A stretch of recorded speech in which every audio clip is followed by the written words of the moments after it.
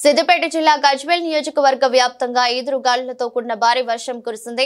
సుమారు గంట సేపు కురిసిన భారీ వర్షానికి రోడ్లు జలమయం కాగా పంట పూర్తిగా తడిసి ముద్దయింది. రైతులు గజ్వేల్ మార్కెట్ యార్డుకు అమ్మడానికి తీసుకొచ్చిన పొద్దు తిరుగుడు గింజలు అకాల వర్షానికి తడవడంతో ఆవేదన వ్యక్తం చేశారు.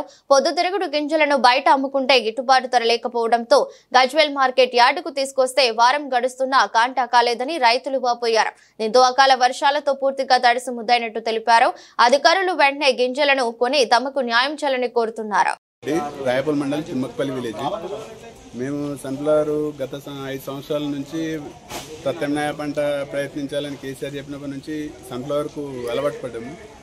గత సంవత్సరము గత ప్రభుత్వంలో వస్తే ఇంత ఇబ్బంది లేకుండే. ఈ ఇబ్బందితో పాటు ఇప్పుడు ఈ వర్షంతో ఇంకా రైతు బతుకు ఆగమైపోతున్నది. ఈ తడిసిన ధాన్యాన్ని ప్రభుత్వం వెంటనే తక్షణమే కాంట పెట్టించి రైతులను ఆదుకోవాలని ఒక రైతుగా వేడుకుంటున్నాను ప్రభుత్వం. మీరు ఎట్లాగూ రైతులను ఆదుకునే రైతు ప్రభుత్వము ప్రజాప్రభుత్వం అన్నారు కదా, ఈ ఒక్క తడిసిన ధాన్యాన్ని మళ్ళీ రైతులను ఎండబెట్టకుండా చూసుకోవాలని ప్రభుత్వాన్ని కోరుకుంటున్నాను.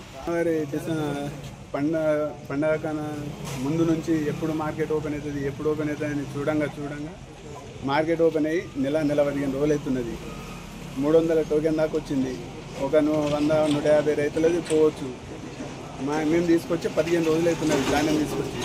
జల్లి గురించి ఈడ సమస్యనే ఉన్నది. జల్లి పోసిన తర్వాత కాంటబెట్ట నుంచి ప్రస్తుతం 10 రోజుల నుంచి బార్దం లేవని కాంటబెట్టకుండా ఆపుతున్నారు. ఇప్పటికైనా సరే బార్దం తీసుకొని వచ్చి కాంటబెట్టి ఈ తడిసిన ధాన్యాన్ని మళ్ళీ ఆరవేయమంటారా లేకుంటే ప్రభుత్వం తీసుకుంటుందా అనే అయోమయ స్థితిలో రైతు ఉన్నాడు. ఏదైనా ఒకటి తక్షణమే ఇప్పుడు వచ్చి స్పందిస్తారా? ఇక్కడికైతే ఇంతవరకు ఎవరు రాలేదు. ఎవరైనా దయచేసి వచ్చి ఇవి కాంటబెట్టాలని కోరుకుంటున్నారు.